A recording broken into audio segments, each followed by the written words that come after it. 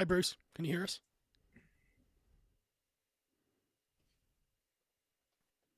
Looks like he's still connecting. Okay. Well, I did invite Chris Davis to come on as well, but it might I be hope like a he no shows go. up. I don't So get to. Chris's work schedules just I know it's must be crazy. murder. Yeah. I actually reached out to him to appear on a podcast episode because he's a Uh, nerd when it comes to and mashing I, the I I 50. have them employed, so I get to. So Uh,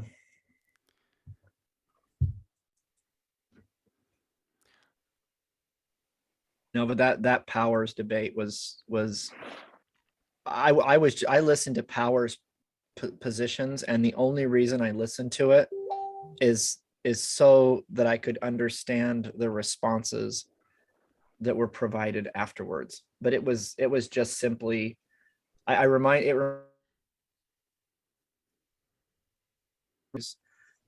Ratio Christi or Campus for Christ ministry people come, and they would get up on literal soapbox type scenarios, and they would preach to us that all of us poor Mormons were going to hell, and they would grow quite the crowd, and some of us would stop and try to do dialogue with them, which I thought was the purpose. But of course, they always got upset when somebody actually had a coherent thought and a rebuttal to it. But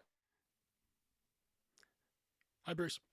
going there and listening to that nonsense, and then you'd walk into a class and you listen to an actual professor teach something. That's what it was like. Just making sure. Bruce, can you actually hear us? Yes, I can. Oh, good. Yeah, just want to make sure because I didn't know. But that's perfect. I'm not sure if you know what we're doing, but I came across this video a few hours ago, and I thought we could recreate it for anti-Mormons. The video was basically defenders of macroevolution were ranking the contemporary young creationists in terms of the best or worst, relatively speaking. So I thought just as a fun hangout, we could actually do it for some contemporary anti-Mormons. Relatively speaking, who's the dumbest and who's the best. So I'm mostly interested in who's the best because I've run across a lot of dumb ones. Yeah, Bruce, that was. yeah, Hi, Bruce. I'm Travis. I don't think we've met before, but yeah, yeah, that's what I was thinking too. yeah. So We have to establish some. Yeah, no. It's establishing for me. A few things would be intellectual honesty and integrity. We need to establish some pretty good criteria before we start ranking. Yeah, because I think that's what I was thinking. Yeah, intellectual honesty and integrity, willingness to defend either in writing or in public their views against informed LDS, any positive or negative effects they've had on the church. They would be some of them original research. Right. I think they would be some ones, but if you have other ones as well, I know it's gonna be a bit subjective, but I think they would be good ones. Yeah, so for that, then number one is going to be basically based on those criteria you've set out. We're looking at who actually is a person with character. Sure. Okay, so that would be even if they're dead wrong, at least they mean yeah. well. They've at least integrity. Yeah. I've got some integrity. I've got some moral character. I'm not totally just a wacko. Speaking of wackos.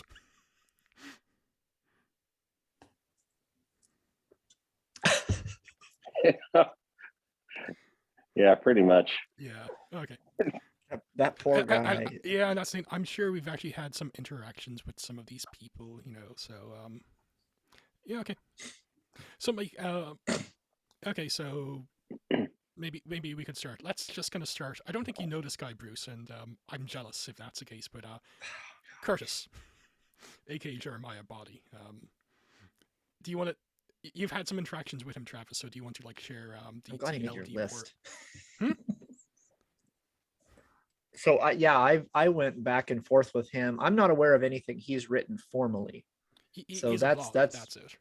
Yeah. So most right, and I think I've read a couple of his blog posts. He sent me links to things. I've had some back and forth with him. He gets confused very easily with regards to any substantial arguments that he tries to make. and gets lost pretty quick. And he's such a presuppositional apologist that he lacks the capacity to think rationally or critically. So that for me is one of the big issues with them, is can they think critically? Are they the kind that when you present something to them, they go, huh, I'd consider that. And so he's bottom of the barrel for me as far as that's concerned. I've never been able to finish a discussion. I can't get him to actually speak to me. And I don't know that he will speak to anybody except for full-time missionaries.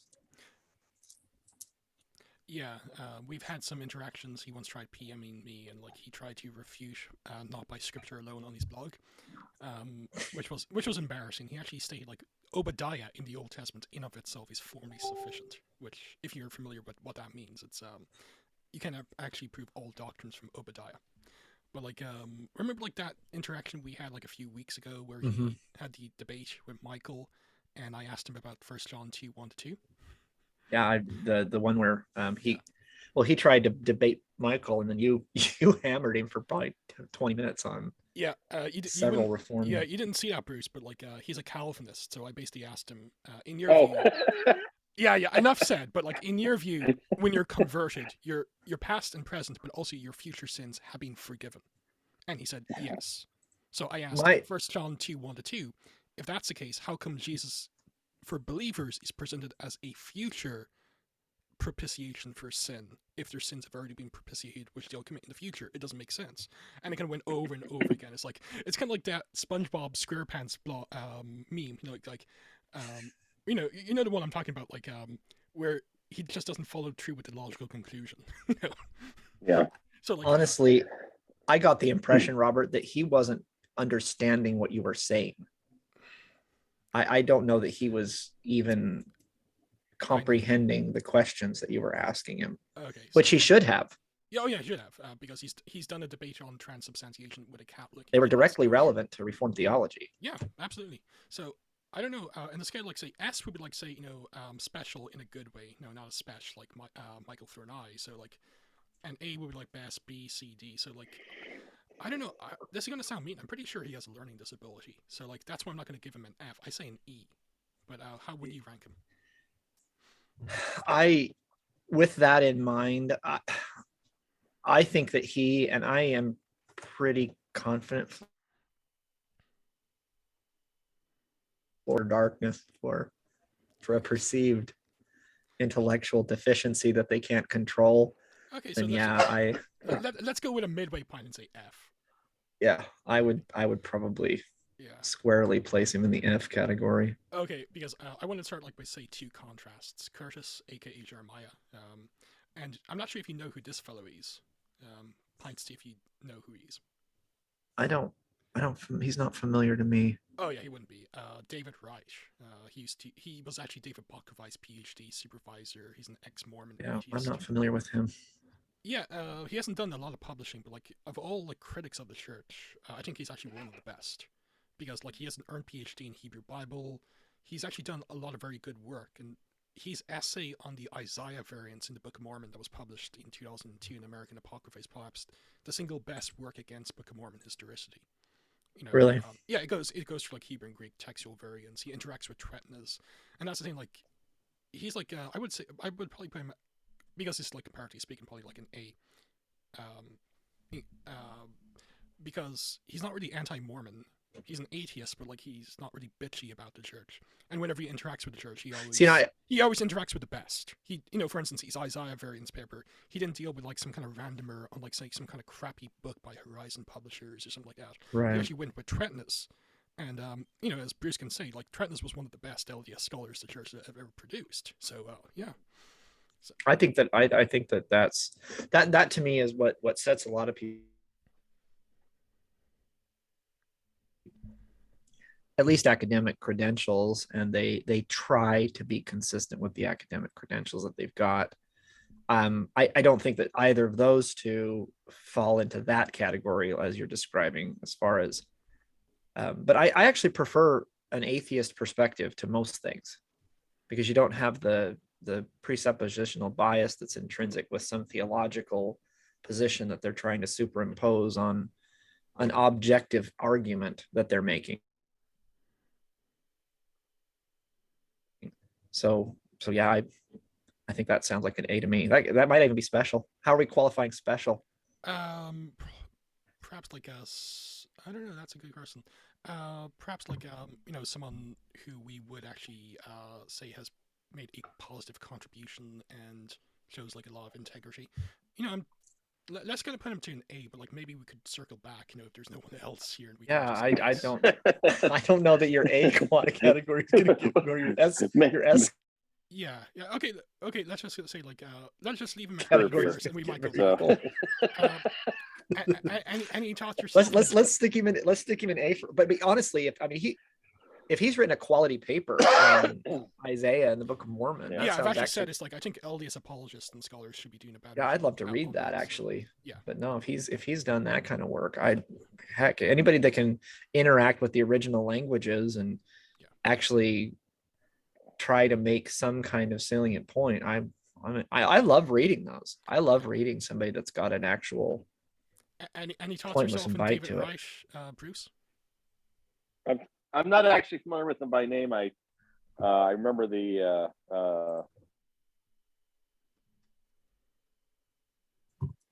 I know of the paper, so I'm not sure if I've ever actually read it. So that's pretty much it. I'll just preface and say I don't interact a lot with.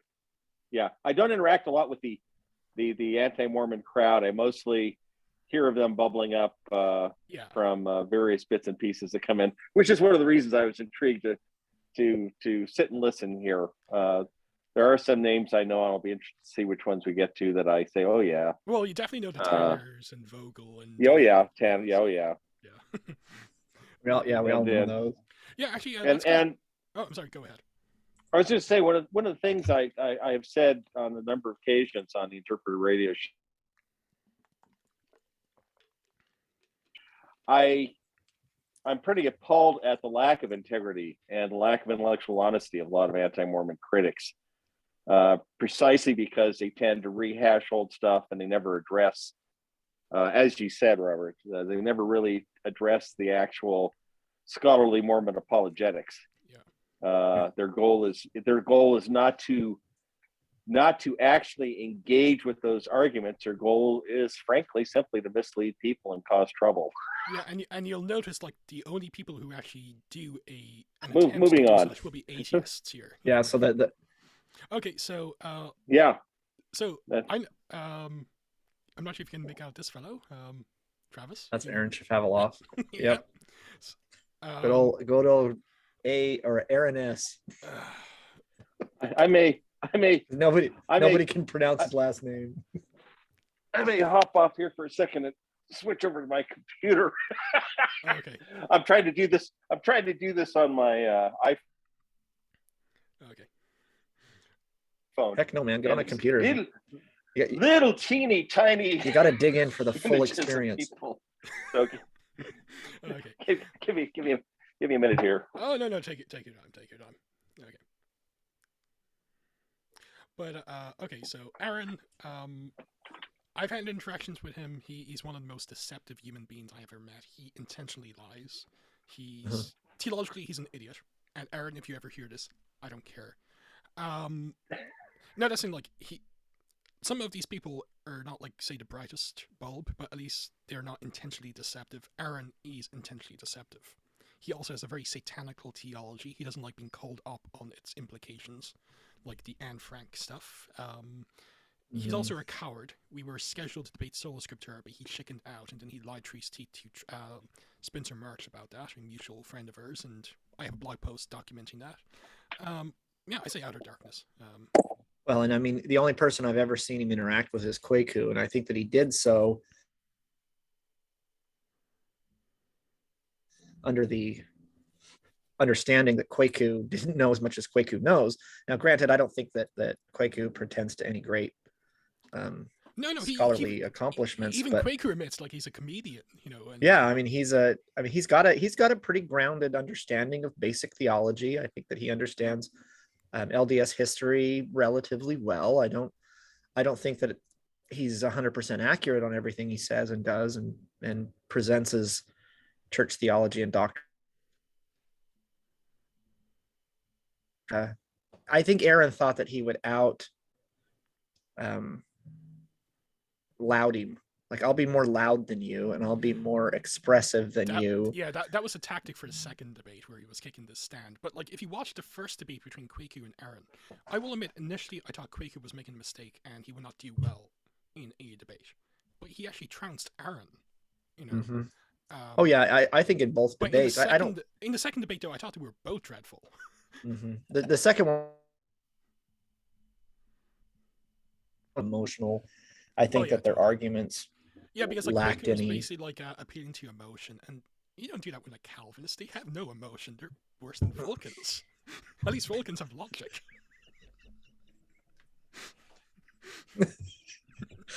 They're the Romulans.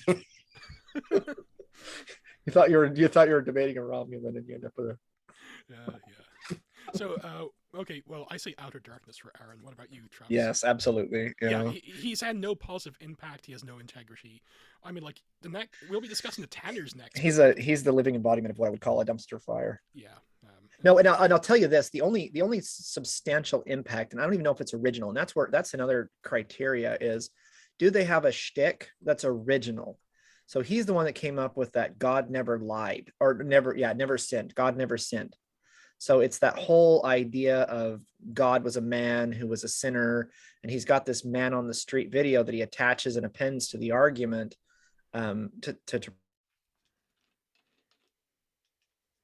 provide anecdotal support for it, which, I mean, I guess if you want to go that route, and certainly you can go find people on the street, ask them a dumb question, and you're going to get a dumb answer, and you can record that and compile and put them together. But I don't think the argument is original. I think that he borrowed it from another of our candidates here, Bill McKeever. I don't think that it's an original Aaron Shapovalov argument. And if it is, and you have seeds of in the Tanners, Mormonism, Shadow Reality, so I really doubt like it's original.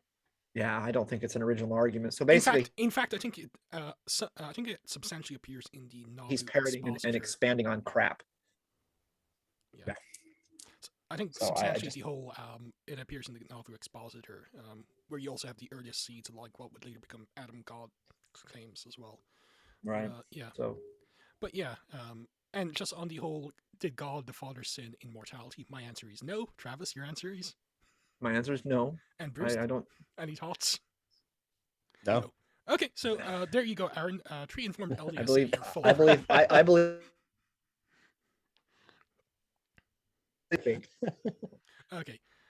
Okay, let's kind of move on to like someone who, well, a couple who are substantially better than Aaron, though doesn't say much. The Tanners. Now, I'm actually going to say my view would be a C, and that might be I would. No, some might find that controversial, and I'll move it if you want to. But here's the thing: although they're like I'll speak of both of them in the present, although one of them is deceased. Yeah.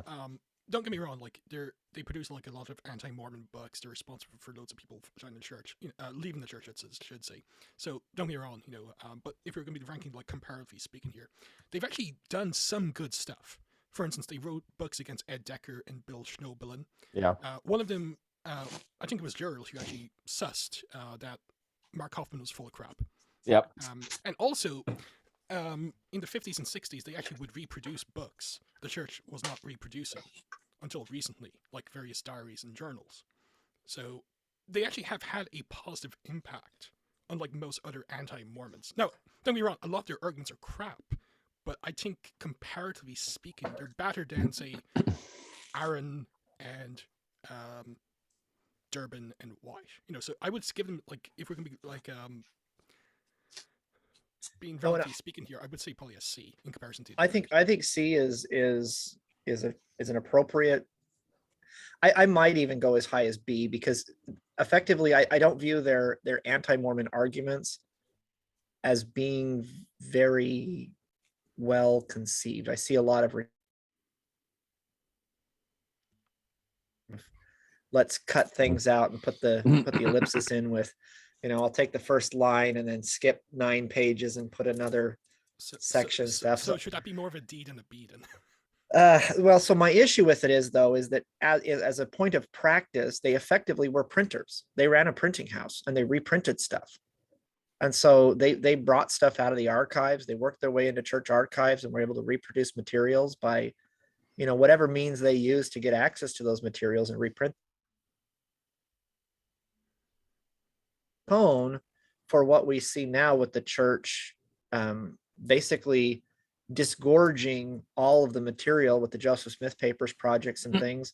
So I think if you want to attribute some of their behaviors to the church doing that, but again, I think the church would have eventually done that anyway. So I don't think they that were doing it like at a time when it wasn't exactly possible. yeah, they were certainly, if they weren't a catalyst for the church doing that, they were certainly helping in that endeavor back in the 80s and 90s when they were.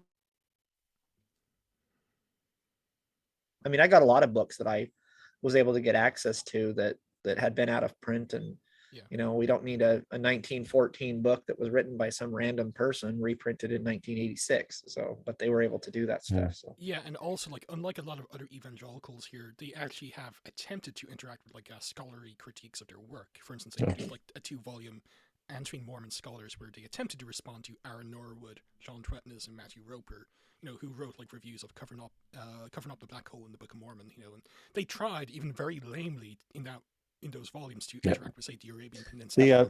I think C is fair. Yeah, I think C is fair. Yeah, because I would say B if they weren't so blatantly dishonest in so much of their anti-approaches and engage in a double standard when it comes to their evangelical Protestant theology. Yeah. What about any thoughts yourself on Bruce on the Tanners? Yeah, I think C is fair. They're probably the first ones I knew by name, even probably before Decker and Walter Williams. And to your point, the fact that they critiqued Decker, they actually were critical of other anti-Mormon authors for what they saw as dishonesty, and that they weren't taken in by Mark Hoffman. Or the Spalding theory. They actually wrote a book against Spalding. But it was very popular to actually go with that theory in the 70s. So I mean, so there is that. And I agree. I don't think their anti-Mormon arguments hold a lot of weight. I think there's a lot of bad stuff in there. It's again grading on a curve compared to a lot of the anti-Mormon. That's the thing. A lot of the anti-Mormons out there, it's like, no, they're not that bad. Mostly harmless. Oh, and I went and saw Sandra speak when I was attending the University of Utah back in the early 2000s, 2004 or 5. But she came to the library in Salt Lake, and a bunch of people gathered around her and listening to her speak. It was actually, she actually made several admissions. It took me a long time to give up my belief in the Book of Mormon. I really did have a lot of respect for the Book of Mormon, and it was mostly Gerald, at least the way she explained it, Gerald kind of prodding her. So I think that she has deep down a desire to be intellectually honest, but it's just not, I don't see it totally reflected in their approach. Yeah, and it's also not reflecting like if you push them on their Protestant beliefs. Like there was a Gospel Tangents series of episodes with Sandra, and the host was basically asking him about about purported problems when it comes to the Bible, like say multiple authorship of Isaiah and the documentary hypothesis, and evolution, because I think she's an older creationist. So that would be a very good video to watch. Like basically her having to dismiss like arguments she herself would use against the Book of Mormon. It's like, well, scholars could be wrong. No, she doesn't, and that's the thing with the Tanners, is that it's like they left our church for a parody. It's not real evangelical Protestant Christianity. It's what they think it should be, and you see that a lot especially with ex-Mormons. As they leave, they tend to hybridize their belief systems, and they create, they take parts of evangelicals. There's the guy that the missionaries keep going off with, and I don't even want to mention anything about him other than his name, but Paul Gee, who's going off, and all he's doing is he doesn't realize that he's actually mashing together Protestant theology with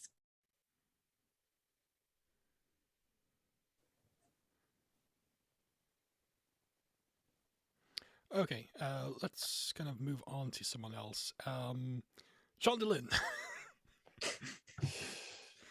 Okay, John DeLynn. Okay, so He's made positive contributions. I honestly, I don't like him very much, but he Okay, has so- made some positive contributions, and so I do have to give him. I mean, his interview of oh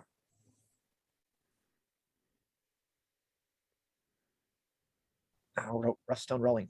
Oh, Richard Bushman. Bushman. Yeah, his interview of Bushman was excellent. I've listened to it many times. He's had some good interviews that I've really just latched onto and enjoyed. His Bushman interviews, gosh, it's several episodes and many hours. But to get Bushman to sit down and talk and express himself, that I think that's a great contribution to the yeah, church. but that was And before I like, encourage that people was to go before back his and listen to it. excommunication when he actually revealed his true colors. You know. Yeah, before he lost his mind. Yeah. You could tell during the interview that he was trying to kind of pry. And what I do think is incredibly dishonest about him now is he paints Bushman as an antagonist, and I don't know where he gets that. Probably like misunderstanding what he meant by the narrative, the typical narrative about the church's 3 months members is false or something Right. like that, or mistaken. Oh yeah. And that was the comment that he latched onto now. But I'd love to see, for me, if he was honest, he would reach out to Bushman and ask for clarity. Yeah. And the clarity he would get would not be what he's And expecting. that's something Bushman has actually clarified in various places what he meant by that. And Bushman is a firm believer in Book of Mormon historicity. I know, but it would be nice if Delenn, if he is purporting to be the revealer of truth. Yeah.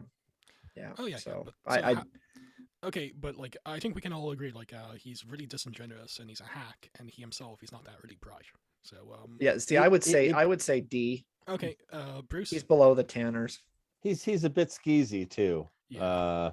You've got the stuff that Kate Kelly and others have leveled at him. It's a little.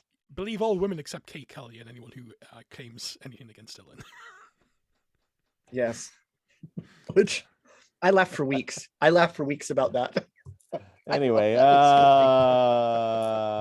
I mean, like his earlier he's not a interviews were Tanners. actually good. Like they really. I was actually an avid listener. But, I had no idea the guy was going off the rails. Yeah, but like that was years ago. Like in I mean, we're 15. You're talking 15 years ago. Yeah. But like in the recent couple of years, he's lost it's a parody. his mind. It's like one of his most recent interviews is like some missionary read the CES letter on his mission in Italy, and he left the church, and he decided to have like a 5-hour interview with this like 20-year-old kid, you know, thinking he's like this great philosopher and theologian. You know, it's like there was like a joke, you know, like I forgot to say my prayers last night, and then I woke up to see John Dillon with his interview gear at my bed, wanting an interview or something like that. The other thing, and I say this, I don't know, Travis, where do you live? Are you here in Utah or? I live in Texas. Okay. Mormon Stories runs billboard ads here in Utah, trying to get people to listen in, and I assume to send them money. Oh as yeah, well. he makes quite a living off of the podcast now. And so I mean, between the skeezy reports about his personal life and the fact that he's really making a living off of anti-Mormon stuff, this is sort of anti-priestcraft. Yep. So I think D may be a little high for him, in my opinion, but I'll let you guys. Oh, I'm not totally sold on it. I just don't. I mean, said, and if you want to delineate his time before he apostatized, then I would say he's an E or an F. And if you add in the contributions he made before but during the time that he was making what you would call the positive contribution, he was still what I would call a questioning Latter-day Saint. He was critical of the church in some areas, but not totally off the rails, which I don't have any problem with somebody saying, and it's perfectly fine. I mean, everybody should be free to do that, but once he went off the rails, he really became a skeezy human being. Yeah. The other thing is, I'm old enough here. I don't know if you guys know who Steve Benson is, political cartoonist. Yeah. Mm-hmm. Yeah. He actually political cartoonist for the Daily Universe when I was an undergrad here. And I loved his cartoons and continued to follow his work as I could nationally, particularly once the internet came along. He became more and more outspoken. He's when he said they're holding him hostage and, you know, they're making him say and do things and so on and so forth. But what was most intriguing is that he finally reached a point where he said, my wife and I have decided we're leaving the church. Gave this whole interview to the newspaper he writes for, and says, yeah, we're leaving the church and so on. And said one of the first things we did is we went out and bought some wine. Strange. This is your first reaction leaving your lifelong church, your grandfather's prophet, and the first thing you do is you run out and buy wine and say, yeah, we drank it. We drank some wine. We really liked it. Which not in and of itself, but to your point, and with Dylan, it's sort of like, I think the issues were there all along. I think they were just he was just hiding them because he saw no benefit in coming out with them until he did. Yeah, I think that building up an audience under false pretenses, I think, is what he did.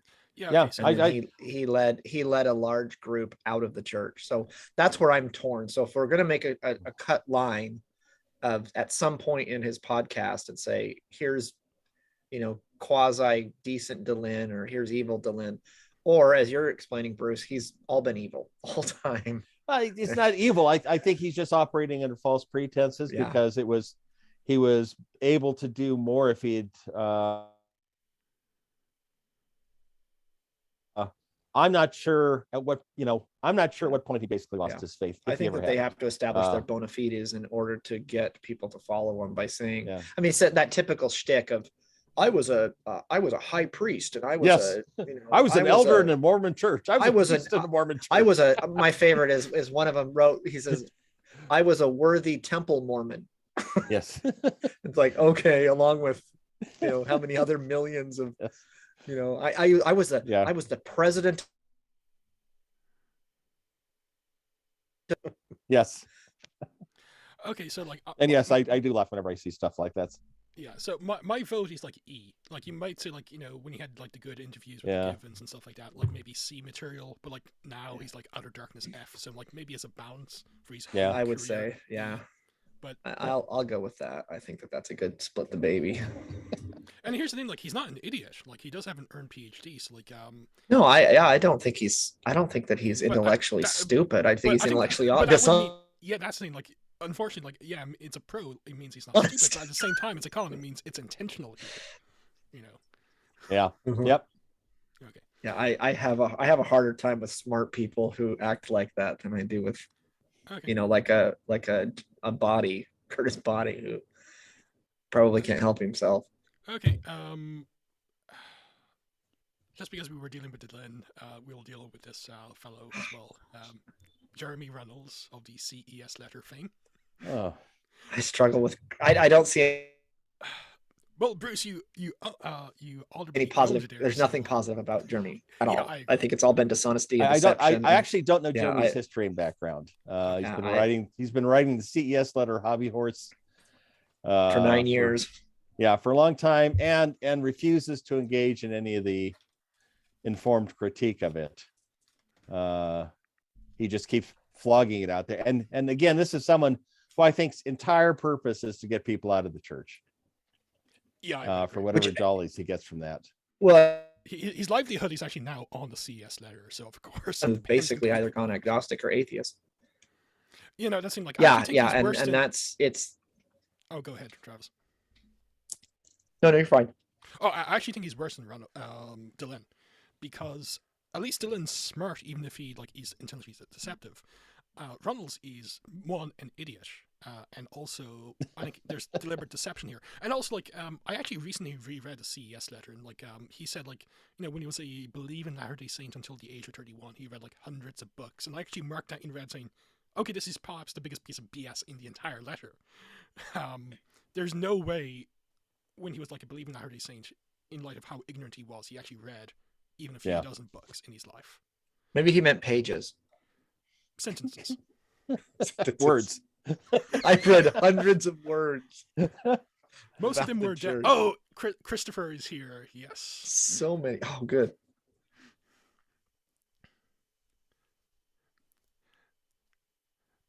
Hi, Christopher. Christopher, good to see you. We Glad, started ahead of you. yeah, Okay, glad that's you could good. join us. We're discussing Jeremy Runnels and how we would actually grade him. I say he's worse than Dylan because he's actually not as smart as Dylan, and he's like intentionally deceptive. So I would actually say an F. Not necessarily, or maybe like even Outer Darkness because he used to be LDS. I'm leaning towards darkness because I don't. I'll tell you my experience, and I've repeated this to people who've asked me about it, but my experience with the CS letter, I had a friend who I had been attempting to get back into the church and reactivate, and the progress was going quite well. And I had him read several materials, and he was enjoying it. A lot of his questions were getting answered, and we were moving in a positive direction. And then all of a sudden, in 2000, late 13, 14, whenever the CS letter came out, he sent me a copy of it and said, a joke. Because I thought, somebody has taken the time to put together every anti-Mormon piece of crap that they could find and put it in a book. And then the picture that you've got there of him doing that looks like he's doing it ironically. So I read it thinking it was a joke. And I called my friend and I said, well, what do you think about this? And I'm like, it's hilarious. Thanks for sending it. And he's like, no, I'm leaving the church. Yeah, I've kind of noticed like loads of people just say they read the CS letter. He says, oh yeah. And I actually do. Yeah, this thing is this. Like when people want to leave the church, they just say, "Oh, and I read a CS letter to have like some intellectual, bona fides, if you will." First of all, I really doubt they've read it, and like if you read it, it's really poorly done. It's more like here's a criticism. There's no background information. There's no interaction with what apologists and scholars have said. It's basically like a Gish Gallop on steroids. Well, and everybody that I know that's read it agrees that it's got such a negative tone. It's so biased in its tone, and I don't like to read a tone into writing. I do a lot of writing where I try to eliminate the tone so it doesn't sound like I write persuasively, but I'm trying not to be a jackass in the way that I present information. But that whole thing is just yeah. And also, like he's I would say like he's dim. He doesn't just sound stupid; he is stupid. But well, yeah, I forgive him a little bit because he's partially deaf. Yeah, yeah, that's the thing. But like, yeah, he's not that smart. So I would say Outer Darkness because he's also like I don't think that LDS. One disability doesn't justify dishonesty. Yeah, that's true. So. Yeah, I think he's Outer Darkness for sure. So I'm sorry to get caught up here. I'm just joining the fray. Have a few minutes in between meetings. What are we doing? Oh, we're basically like ranking best to worst. Chris is like, what's going on? Oh, no, we're basically like ranking best to worst, like some contemporary critics and anti-Mormons. Like the top of the list is David Wright of Brandeis, who's like he's interacted with Tretinas, he knows the biblical languages. He's one of the better critics there has ever been. And then you have idiots like Aaron Schaff and Curtis and John DeLynn. So like to give an example, like we'll do your friend Michael Flournoy next. How about that? So if you were to grade him, like say A, like S would be spectacular. Like they've actually done a lot of good stuff. They have intelligence. They have integrity. Outer Darkness is basically like Aaron Schaff level dishonesty and stupidity. And here's the so Michael Flournoy. Here's Michael, who's basically retreated into he's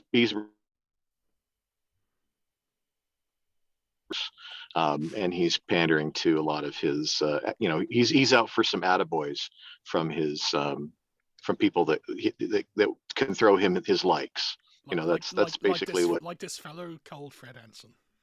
Yeah. So he and Fred are in the same boat. Yeah. I think I'm not sure if you know who he is, Bruce, but like he's a former Latter-day Saint. What's his last name? Flournoy. I think that's how you pronounce it. Flournoy, yeah. Yeah. Basically, like he's not the smartest cookie. He left like evangelical. He wrote a book long ago. So he was deceived by yeah, so he's from my hometown and was in my aunt's ward. And the thing that got to him is, and we should probably have put him up here. Does anybody know who Keith Walker is? Yeah. So Keith Walker, yeah, he's the one who originated the impossible gospel of Mormonism that Bill McKeever now parrots. And Keith Walker went on a kind of a tour doing that. And that's actually so theologically speaking, that's what Flournoy points to as the reason he left. But what he but what he points to as a practical reason is the restriction on baptizing the children of gay couples. So that was his final straw. So he was on his way out with the argument that we don't believe in real grace because of, 2 Nephi 25 and Moroni 10, and those, you have to be perfect before you can get grace arguments. And By the way, he actually, if you look at the screen, his arguments, the reason this was the reason he left. Oh, go ahead. Oh no, he left because he was convinced of imputed righteousness. So I basically asked him, so do you believe in alien imputed righteousness now that you're a Protestant? And this was his honest response. Robert, I don't believe Jesus is an alien. I believe he's God.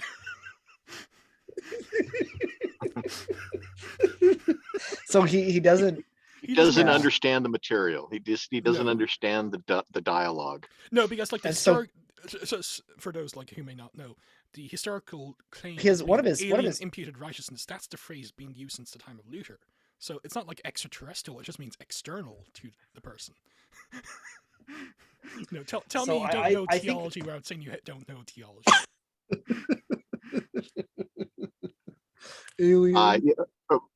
Flournoy, his dissent was a lot of things. It was imputation. He started a group primarily trying, which was kind of doing from the start, about grace, called the Grace Project.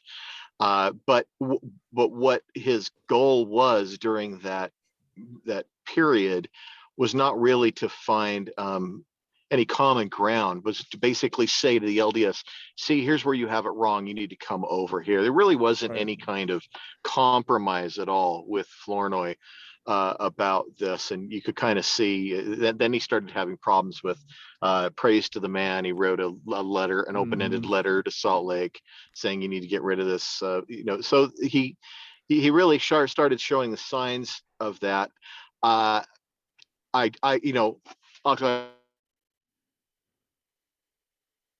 I'm going to play devil's advocate here. Flournoy does recognize, and I think this is why he doesn't get involved in really discourse or interfaith groups anymore. He recognizes that if he's going to debate, the biggest problem he's going to have is his worst opponent is going to be Michael Flournoy of 5 years ago, because all of his arguments don't just disappear because he changed jerseys. So Flournoy would have to do a lot of work to debunking his own arguments. And he doesn't want to do that. So I have to give him a little bit of credit, because whenever he does get involved in an engagement, I just whip out Flournoy. I'm like, okay, well, answer Michael Flournoy from 6 years ago. And you have to answer him, not just say, well, I don't believe that anymore. You have to answer why your argument is no longer valid. Yeah. And he recognizes that he doesn't want to do that. Yeah. It would be like, say, if I were to revert back to Roman Catholicism and you were to say, what about your arguments against Mass here, your arguments against the Assumption here? It's like, oh, it doesn't matter, I'm a Catholic now. It's like, no, you still have to interact with the historical biblical arguments anyway.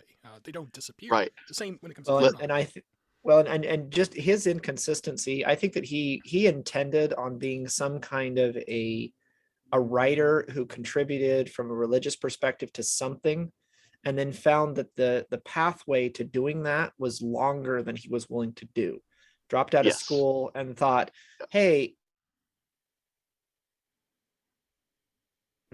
by taking the parroting of anti-Mormon shticks and profiting off of that, because once you're an anti-Mormon or an ex-Mormon apologist, which is what he calls himself, because he did write that one book, which, gosh, I'll bet you my 14-year-old son could have probably penned that book. Of course, my son's pretty clever, so To treat it fairly, let's say Rob Bowman finally saw the light and came to the LDS Church. His followers and the people of his blog, they would have a legitimate beef to say, all right, fine, now you need to explain why you're valid, and you need to do it in a way that doesn't just say, I'm no longer on that side anymore, and I'm not going to deal with that. So, I do have to give Flournoy a little bit of credit to say he knows what he's up against. He's not trying to shy away from, that he just kind of said, I don't want to put in that kind of work. We would take what you want to with that, but he does recognize that his biggest opponent is himself. So how would you actually rank if you were to grade him? Say like the Tanners. I actually had him. Where would you have him? I would have him as a D. Okay.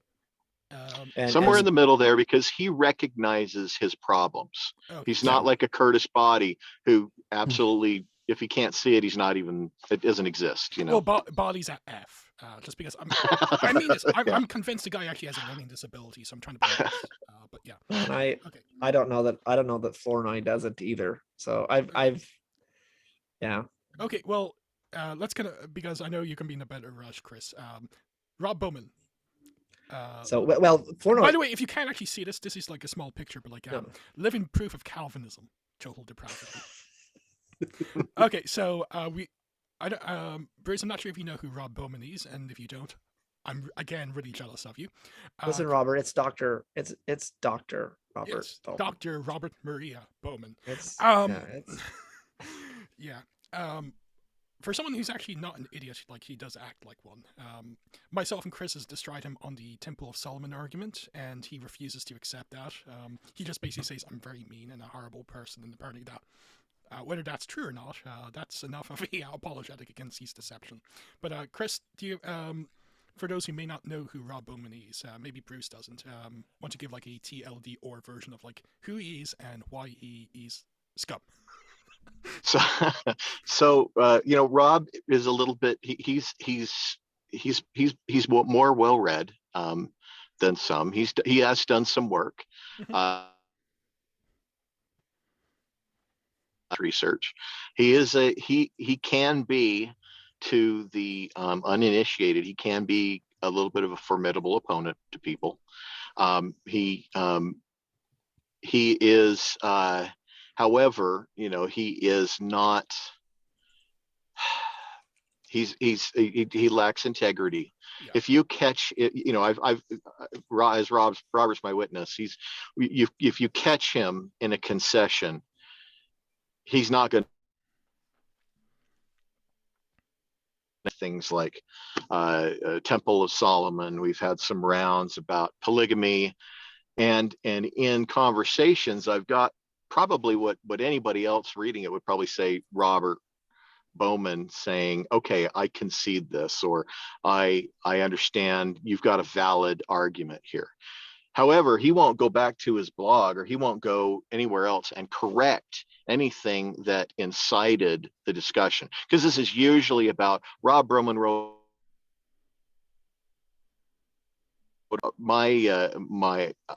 I guess I have a special place of scorn for people like Robert Bowman, who really fall more into the perspective of how they look towards other people rather than getting to representing accurately another faith. Even if you disagree with it, just at least say, you know what, I overplayed my hand here. Put an excerpt in it saying, there is some nuance to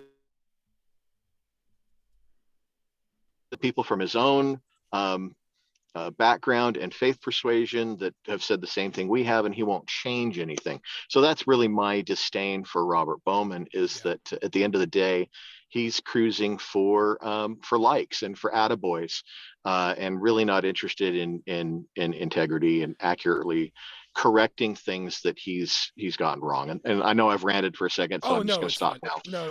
No, I would agree with you. Like based on I've agree had 100%. interactions with the guy as well. It's like he's not an idiot. Like he's actually a smart person, and in comparison, like say most other evangelical Protestants who are active in like counter cult ministries, he's well read, you know, and he knows some Greek, you know. But the problem though is like he would seem like formidable to like a lot of novices, you know, like you know. He has some credentials, you know. He has done some debates, but like if you kind of go past that facade, he lacks integrity.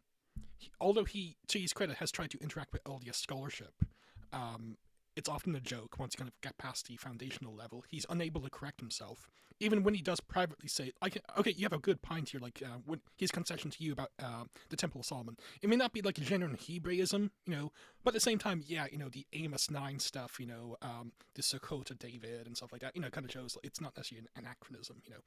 But you kind of say that on your blog, you know, apparently like you're a horrible person. And also, I think he's still overrated, even allowing for like some of these things. Like he had a debate back in 2010 against David Burke, a Christadelphian, and he lost that debate. Even the Trinitarians were like wondering what the heck was going on. Like he refused to define what he meant by person or being. He used a lot of really silly arguments. He was very inconsistent, and near the end, he was just basically saying, "Dave, you're going to hell. You know, this is my rescue mission for you, you godless Unitarian." You know, it was embarrassing, and Yeah, that's always a good and effective approach. well, and that's what he I find most often with him. If you try to engage him with him at an intellectual level, and he realizes he's not making his point. So I was talking to him in Messenger on the hypostatic union because he was maligning the LDS position that God has progressed, and I said, well, you understand that you must also believe that Christ added to his nature the experiential knowledge that he obtained from his mortal existence. And he was maligning the LDS position that Christ could add something to himself.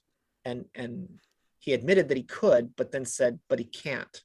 And when he realized that he was making that contradiction, he blocked me and ran away. So yeah, he's also said like Jesus is Yahweh and he's not Yahweh all at the same time. yes, I've actually got screenshots of that. But yeah, like just if you haven't go through like his 2010 debate against Dave Burke, who LDS theology would be closer to Bowman's Trinitarianism than like Burke, who doesn't believe Christ pre-existed and he's divine. But at the same time, it was really embarrassing, and the amount of concessions Bowman unknowingly gave up, you know, it was surprising. But it's like I like critics even if they do a bad job at interacting with like apologists and scholars. But so Bowman has done that, you know. But at the same time, whenever he's been critiqued, you know, it's like Chris Davis, or especially me, he hates me, and I'm not exaggerating. Like he does have a special hatred in his heart for me.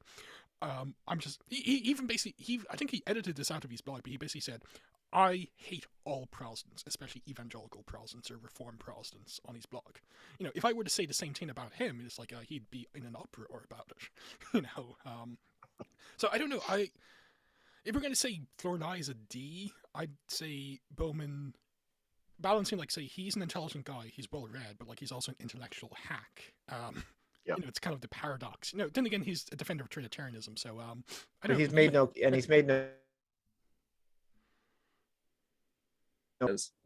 because he can't be on the same levels as the Tanners, who've actually made some positive contributions. Sure, you know, they published, like, a lot of important documents at the time the church wasn't, but, I don't know, my view would be maybe an E.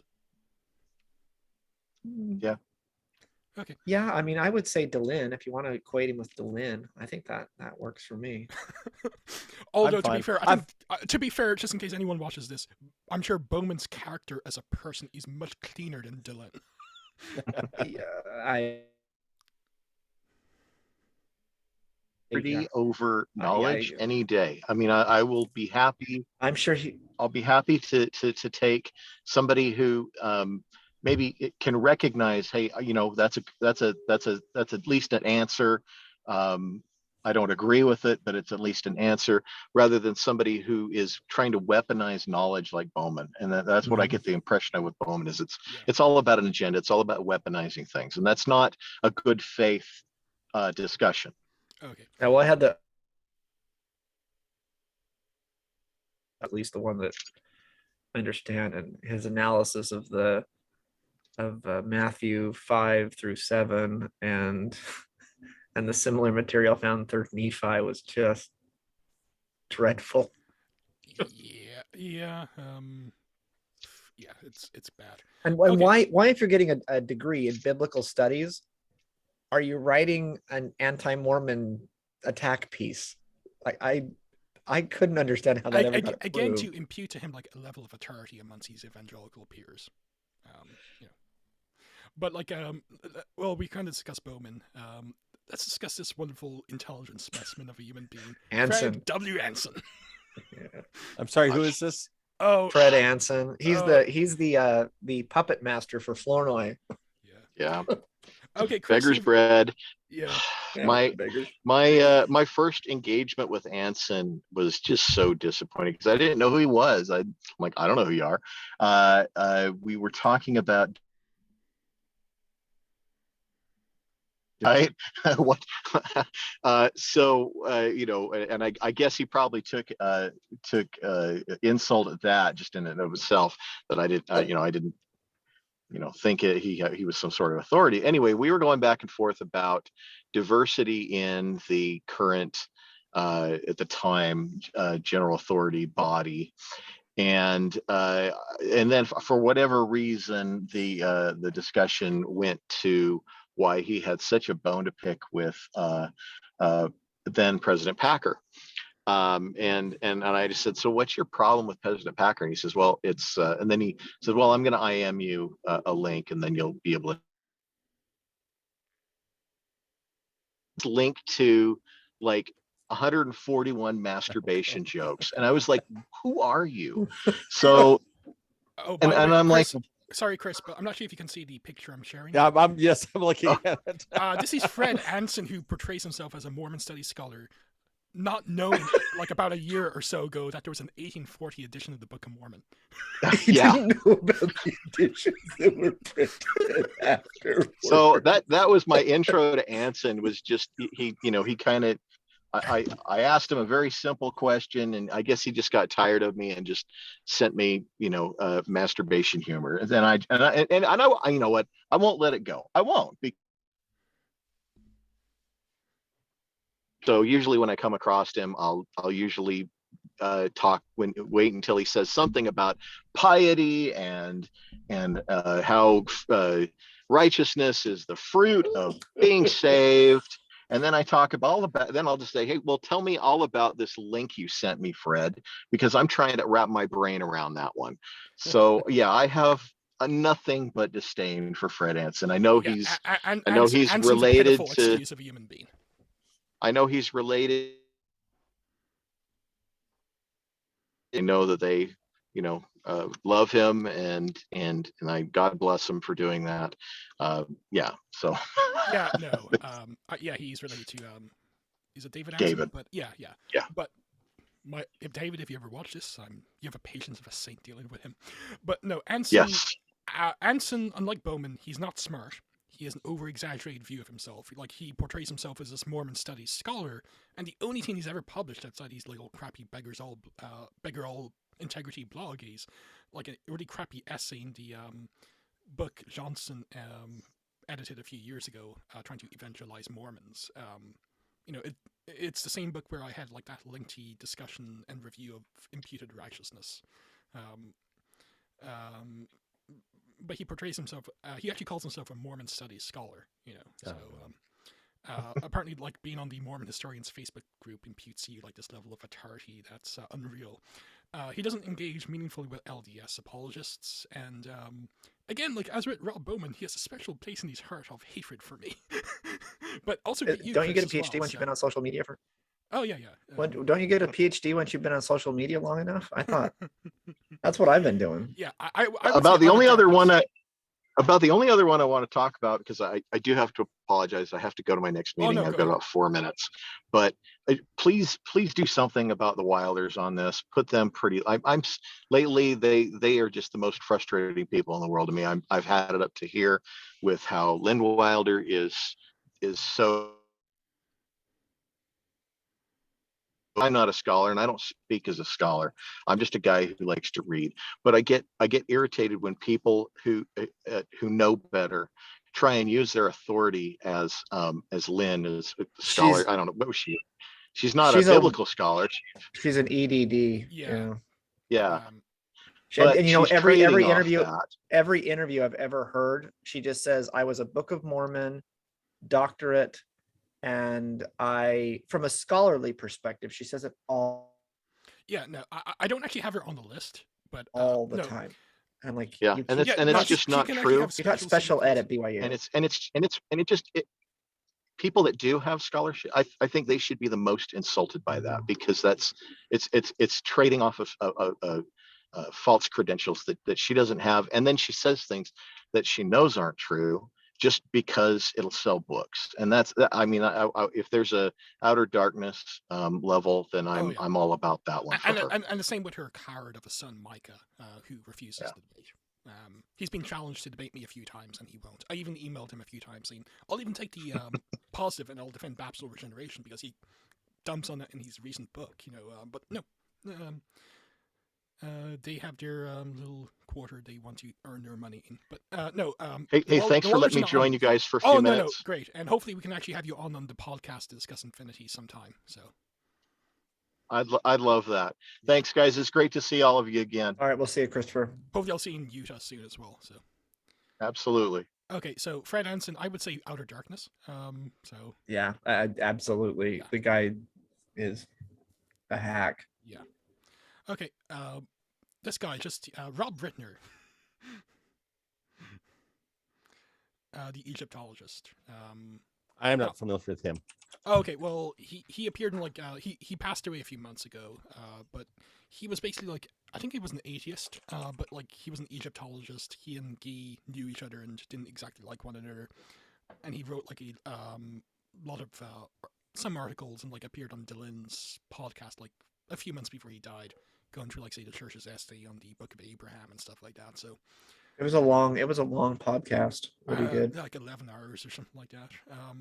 Now I would say maybe a C, because it was really long. He was an Egyptologist, and he had credentials, and he was more than willing, even if he was a bit of an asshole, to engage in LDS apologists and scholarship like John Gee and Kerry Easton, no, I'm butchering that, and others as well. So I don't know, maybe just I just kind of included him because I think he was an atheist as well, maybe a contrast, but maybe. See, I always I'm not as familiar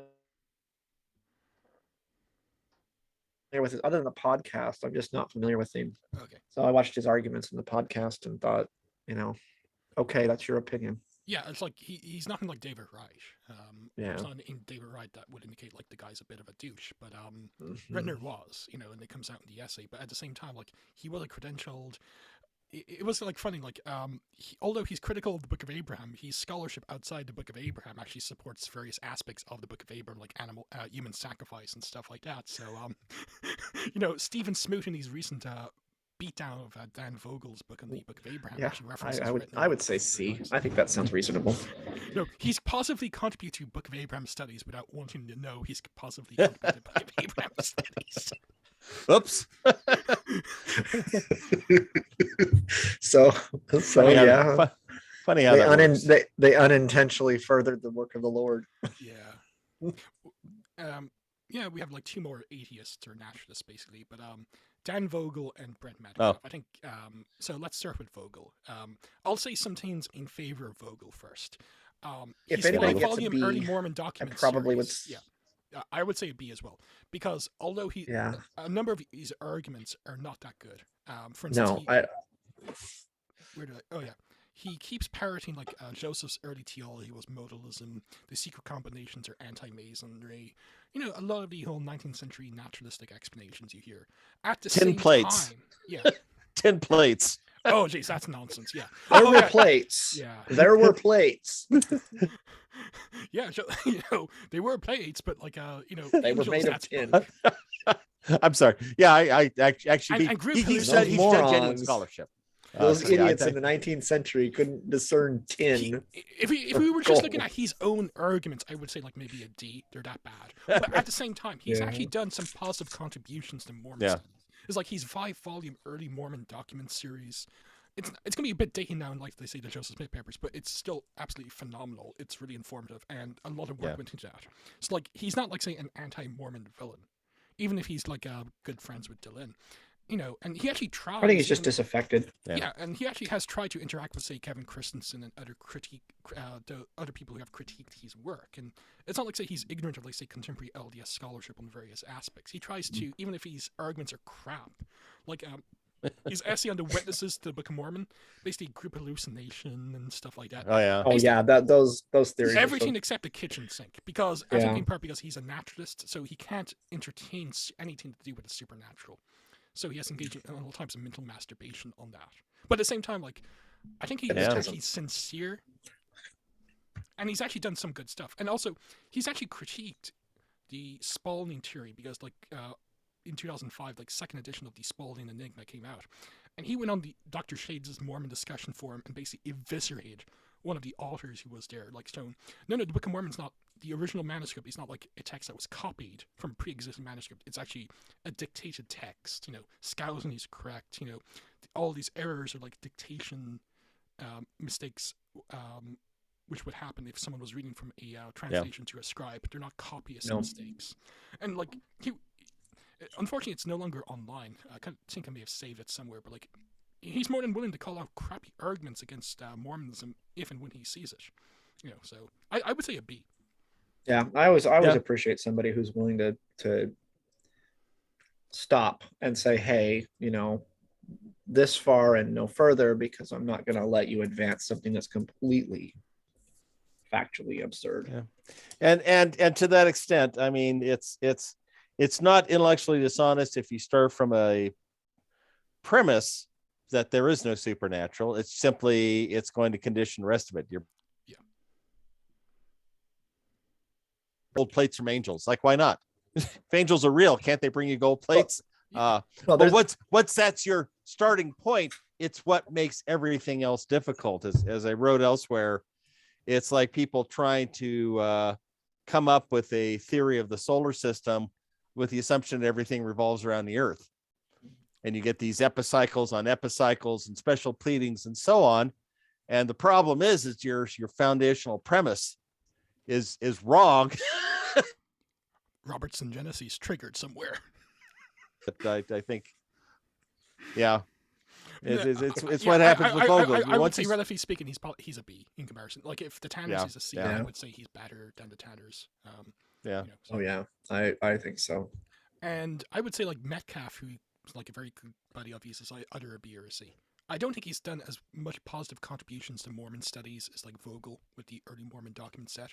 But like, again, I'm hesitant to call him an anti-Mormon. He's more of a critic, and again, I think he's sincere, but like, his naturalism really stumps him.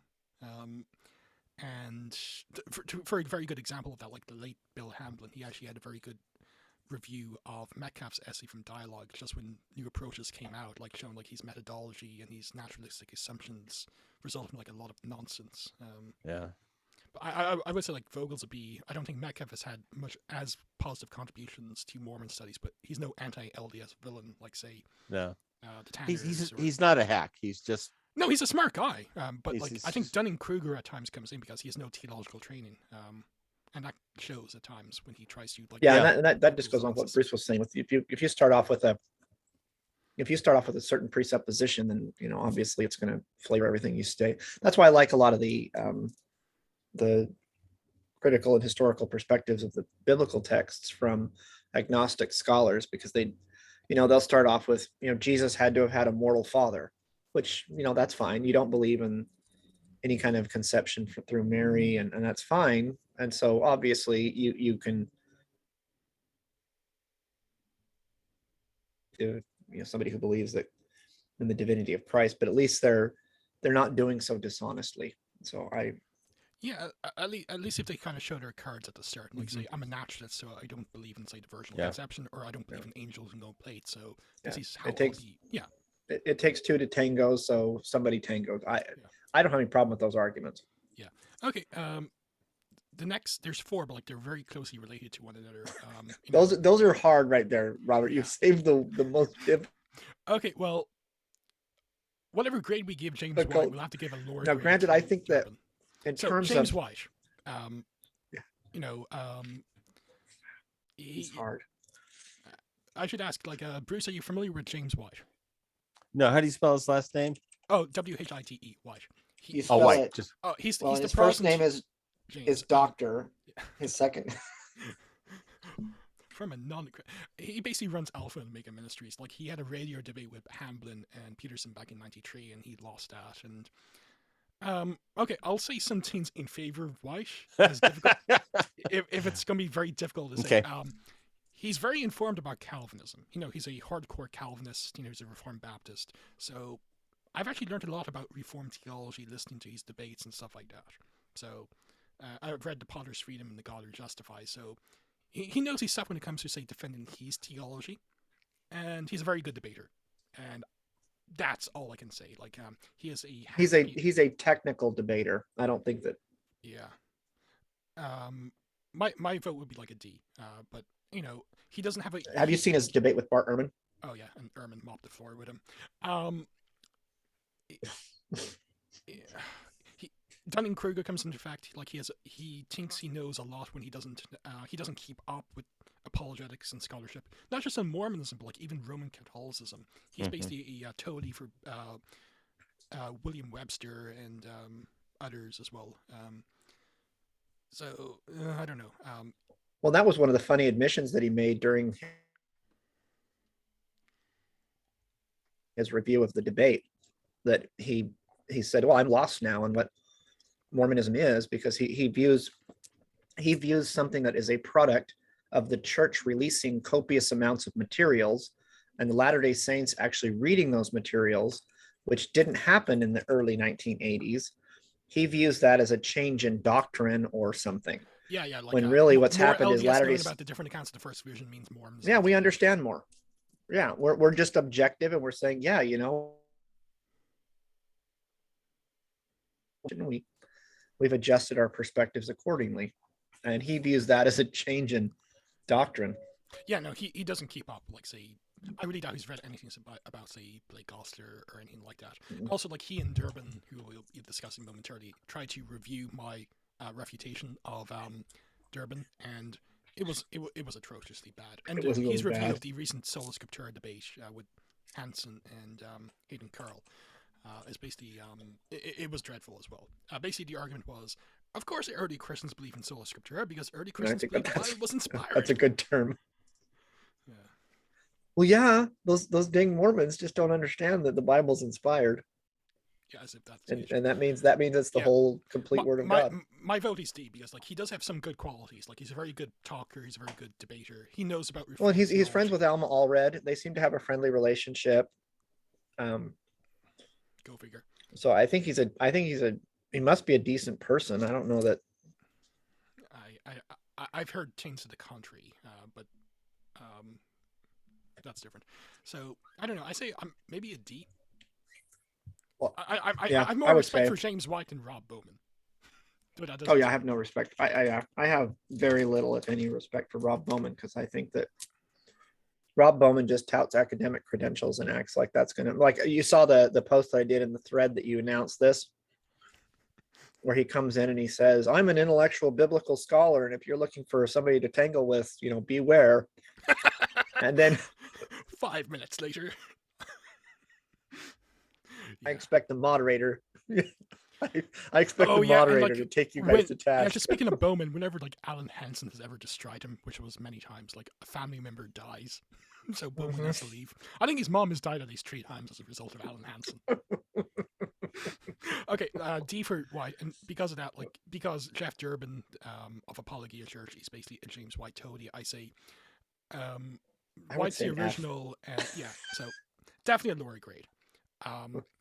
He like White is a very good speaker. He's very emotional. You Because know, Jeff Durbin, all he is, he's an actor, and Oh, yeah. he's a former actor. And the only reason I say that is he's incredibly articulate. yeah, but he's not brash. He gives the What he impression says knows makes his no stuff, but yeah. sense. What he says makes little sense, but to somebody who doesn't follow the poor reasoning that he's putting out, his use of language is very concise and very clear, and it doesn't mean that what he says makes any sense. Sure. Bruce, have you ever heard of Jeff Durbin? I haven't, but I just looked him up online, so I can see some of the. Okay.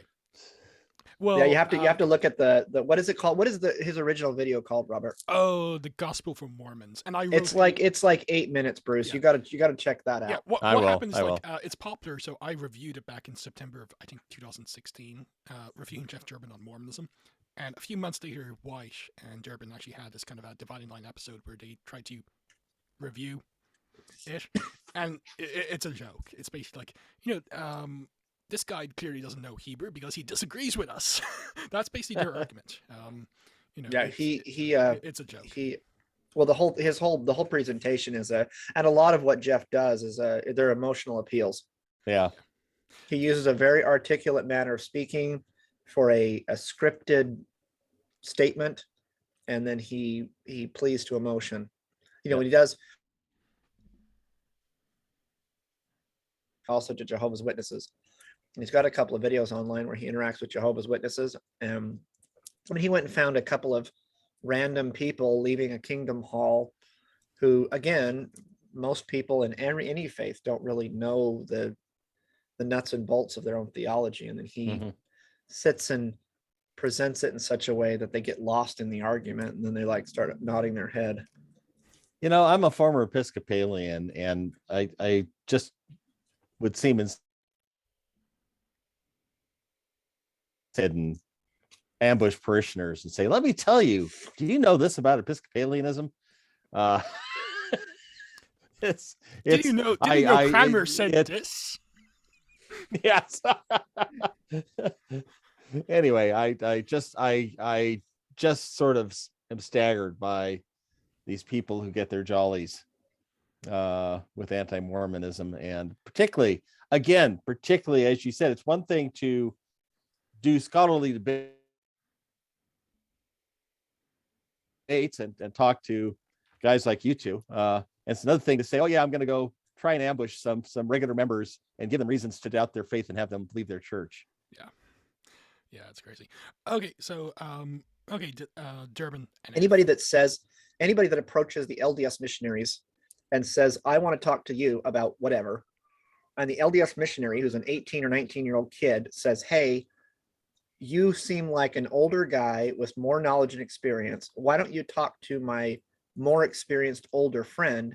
And they say, no, I don't want to do that. I just want to deal with the 19-year-old. Anybody that does that kind of stuff, I just have no respect for them. Flag, Yep, agreed. Fully agreed. Anyway, okay, so I do have the Gospel for Mormons bookmark here, so I can watch this at some point. Yeah, and my super lengthy review if you ever have the time. Okay, there's two left, but like we can actually deal with these two idiots all at once. I'm just going to put them down as an F, but we can debate it. Eric Johnson, the younger looking guy, and the older looking guy is Bill McKee. See, and I didn't know that was Eric Johnson. I know Eric Johnson, but I've never seen him. Yeah. Okay, my view of F is we can deal with both of them together because they worked so closely together with the Mormonism Research Ministry for so long. One, they rarely ever interact with the best LDS apologetics, and whenever they do, they always do a crappy job. Two, they're both hacks. They have no integrity. Three, it's clearly they're playing for the evangelical field. And four, they've never had any positive impact on Mormon studies. None at all. And their books are dreadful. Their books are filled with referencing to other anti-Mormon crap. Yeah, and like whenever they reference like LDS apologetics or like LDS sources, they always do a really crappy job. And their defenses of their Protestant theology, like imputed righteousness in Mormonism 101 and stuff like that, it's lousy. And Johnson should know better because purportedly he has 2 years of Greek for his MDiv, but you can never tell he actually knows Greek based on his writings.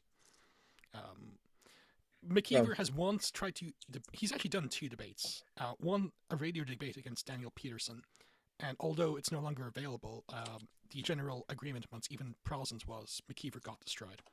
And he also had one against a Latter-day Saint in the UK, Jeff Holt, and on soteriology, and Jeff destroyed him. So yeah, McKeever doesn't debate. I doubt Johnson would ever debate. I think he knows better. But yeah, my view is like they're at least F, and they've also given a platform to Aaron Schaff. So that's a mortal sin in my book. So yeah. What did you say? I missed that. Oh no, they're the ones who gave. What did you say? They gave a platform to Aaron Schaff. I think he basically got his anti-Mormon start with MRM, and that's a mortal sin in anyone's book. Yeah, if you think Aaron was a diamond in the rough that you've located and you're going to thrust to the forefront, then you. Yeah. So my view is like at least F for both. You're not running on all cylinders. But Robert, the plates weighed 200 pounds. Oh yeah. How can you refute that? Yeah, and the worst thing is like you're probably you're not creationists, so like how can you explain the formation of such limestone and stuff like that? Well, and there's the horse bones that we found on the North American continent are 10,000 years old, and the Earth is 7. Yeah. Anti-Mormon suicide bombing. That's. But yeah, my view is like both F. There's nothing positive you can say about them. Unlike White, where like you could actually learn stuff about Reformed theology and stuff like that, and he's a good. Oh yeah, within his own theology. He's. Oh yeah, he knows his stuff. He's a great source, yeah. But like when it comes to Johnson and McKeever, there's no redeeming quality at all. None. No, and well, in that even in that most recent, the little debate critique he did with the 2 gentlemen that were in that from Apologia. I mean, his representations of LDS theology from back when he used to do it in the 80s, standing outside of Temple Square. I mean, again, it's just caricatures. So I just struggle with people who just regurgitate caricatures. Yeah, if it wasn't for that, like maybe he could be a C, because he's not an idiot. Even if has shot himself in the foot by getting that fake PhD and stuff like that. But yeah, that's why White's a D, and like I would say McKeever and Johnson are both Fs. So no, and Yep. I was shocked that when Ehrman decided to debate White, I thought that was the weirdest thing I'd ever seen. I think what happened was like Ehrman does public speaking in debates if he gets paid, and whatever money he gets, he always sends to charity because he's pretty well minted anyway.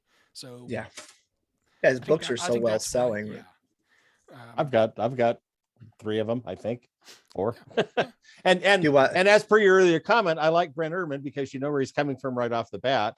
Oh yeah, he's honest. He's like he's an agnostic atheist, so like of course it can be like well, here's naturalism. Yeah. So like, I mean, like Robert has said, some of his theology is a little bit backwards, but historically, I mean, I like reading him for the historical materials that he proposes, and he agrees with a lot of other. When it comes to like his areas of speciality, like say the Greek language and the apostolic fathers and like textual criticism. He's out of his depth when it comes to say Christology. Yeah, well, and arguably he also says, I don't care. Yeah. Sure. So like okay, again, like my vote for Johnson and McKeever is like F. So anyone want to like disagree with the F and think that's like too high or too low for these 2 individuals? I don't want to call them gentlemen. Well, so what's the defining line for McKeever? So Eric Johnson, having read several of his articles, I would like to know what the defining line between outer darkness and F is, and why Eric doesn't go in outer darkness. Oh, that's a good. Well, there's going to be some subjectivity here, but well, McKeever, because and see, I don't think he can coherently. I don't think that he's ever done anything that's not just totally flat out caricature garbage. Oh, I've never read anything that I walked away thinking. I never read anything walking away saying, well, I could. But Bill McKeever, in some of the things he writes, there is occasionally accurately conveyed historical material, which he then manipulates. Sure. And I don't think it's as grotesque as what Eric Johnson does. Okay, I don't mind. I don't mind. So like, that's well, that's my define. So I think there's a difference between the two. Well, White's the original. Durbin is like not the the copy, so like he has like a lower grade. So I don't mind like McKeever being like higher grade than Johnson, because maybe Johnson should know better. Yeah, well, and McKeever did that, and I appreciate it because I use it all the time. He's got that little clip on Revelations 22 that every time somebody makes that argument, I'm like, well, here's Bill McKeever's opinion on that. He Sure. doesn't think that works either. Sure, and unlike Johnson, I don't think he pretends to actually know Greek. So, I mean, he's willing at least at some stages, at some points, to say, I think the Mormons have an argument. I think the Mormons have an argument here. Yeah, sure. Like at least So, he's tried but Eric to Johnson debate. would never concede that. Yeah, Johnson would never debate me or Mhm. anyone else on the topics. So at least McKeever Gosh, I has would love done to. two. So would I. I would love to debate him on Baptist Regeneration. But yeah, McKeever, he's tried to interact with like Peterson, and Jeff Holt in radio debate. So I don't see Eric Johnson actually doing that against, say, myself or Blake Oster. So yeah, I don't mind like giving him like putting him to outer. So our wasted S category. Something for people to aspire to. Yeah. Especially after, it should be fun when this podcast come out. Where are you going to have this posted? Oh, I'll be posting on my YouTube page, and I'll link to it on the blog and stuff like that. Okay. So. I'm on the show tonight. This is my monthly time on Interpreter. And Martin was asking again, when are you going to be out here? He's anxious to get you on the show. I wish I could know, but like the immigration lawyer came across another snag, so I have had to get like Dan Peterson, Stephen Smoot, and a couple others writing like references for me, saying, because like after university I worked as an accountant, not as a historian or researcher. I did that on the side. So like immigration, like saying, well, he hasn't had like the 5 or 7 years like say research experience professionally. So yeah, well, like I said, I'm willing to write you a letter. Is that still something you need? I haven't submitted the information to the lawyer yet. I'm still waiting on Jeff Bradshaw to get back to me with his letter, hopefully this week. So but if you want to send something my way, go ahead. Let me know. I mean, I sure think that you're a valuable contributor to the material. So yeah, I think I sent you the template, but no, after this, I'll be posting on YouTube. So like if you, I'll share it on Facebook and stuff like that. So but like yeah. Okay, I'll plug Scriptural Mormonism and tell them to plug your blog anyway, because it's good blog to plug. Yeah, that's good. It's good material. And you did a great job. they can get to there. So yeah, but like you always exhaust me, Robert. Thanks. Thanks. But like before we kind of scenery, end this, it exhausts me. We kind of dealt with like say contemporary anti-LDS. Like, do you think there should be someone on this list who you think is relatively speaking like better or worse than this other lot? No, like Lynn Walder and Micah Walder was mentioned by Chris, and they'd definitely be like F. I think that they're all in outer darkness. Yeah, I would put Lynn. So Lynn is at this point, she is so contradictory that I can only deduce that she's lying to people. And I would say same with Micah. So, but I don't see that. So like, I mean, if there wasn't the total. Yeah, of like say the A, B, and C status, like relatively speaking, like good or at least decent. Do you think there's who else? Contemporary critics, who would actually fall into this sphere? See, anybody that I could think of that would be a critic like that, and I'd have to think about it, would be people who aren't really what I would call antagonists. So,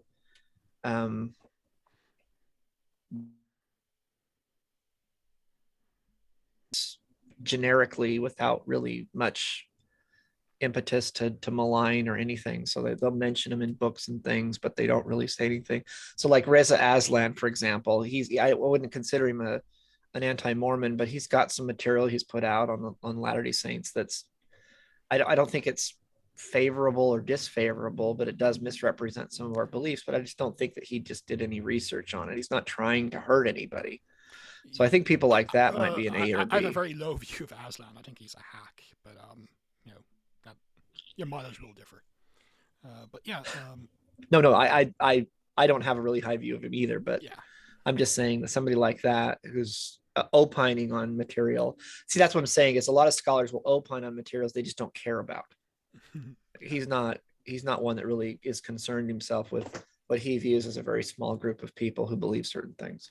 Okay, so like Okay, so we basically come to the end. So like the best of the best is like the A grade for like David Wright of Brandeis.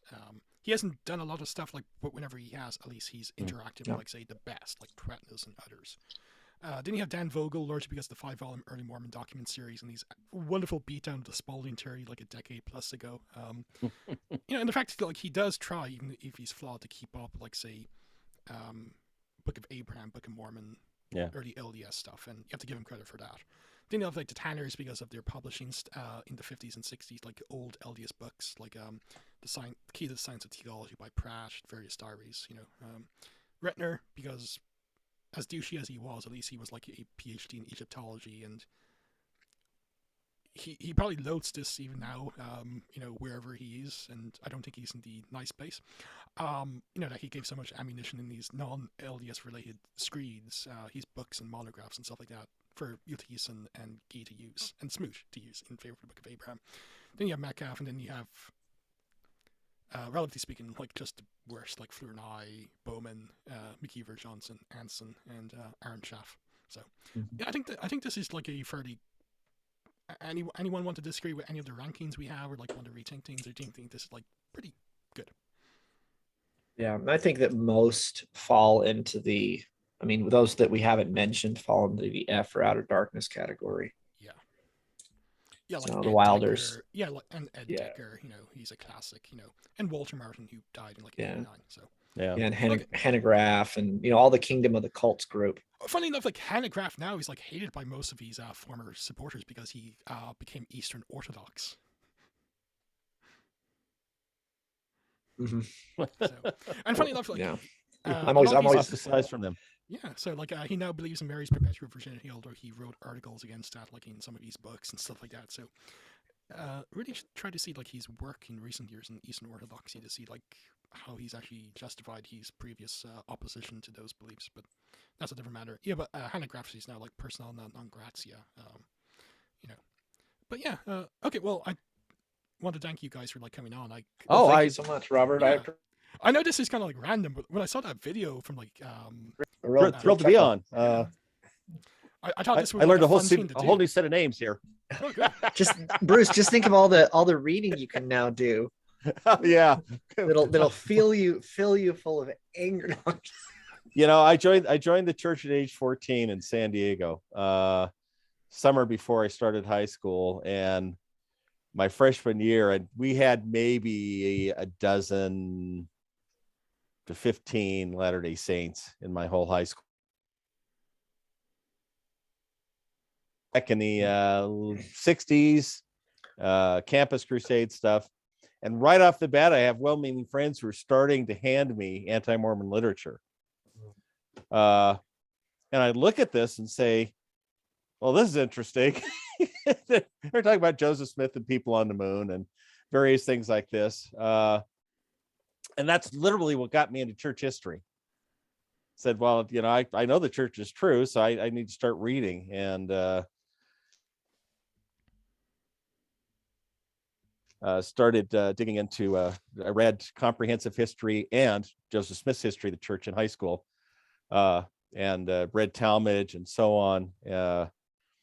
And that's it never bothered me, and nothing about church history has ever bothered me because I already started from a point of view. Yeah, church is true. I know that.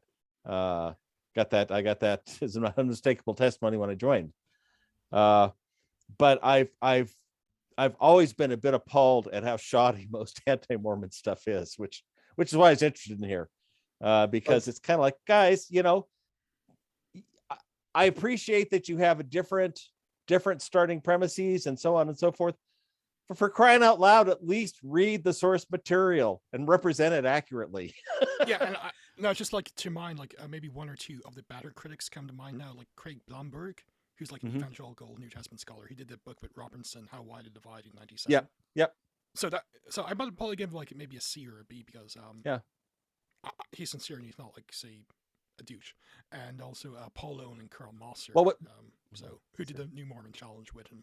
So Owen and Mosser. I actually wrote, I think, was it Mosser? I sent him an email because I'd reread their, are we losing the battle and not knowing it? Reread it And I said, I wrote him an email and said, I just want to tell you, I reread this. I said, I appreciate your intellectual honesty. I know you guys took a lot of flack for this. Loads. And he wrote me back and said, thank you. Appreciate. I like hearing that, you know. But they actually they basically targeted, say, James White, Ankerberg, and Wilden, you know, and their crappy interactions. That's, like that's, they that's basically why said, like, yes, you know, Mormonism is a false gospel. It's false, you know, but we've been doing a crappy job and we haven't been interacting with like the best. You know, we're losing. You know.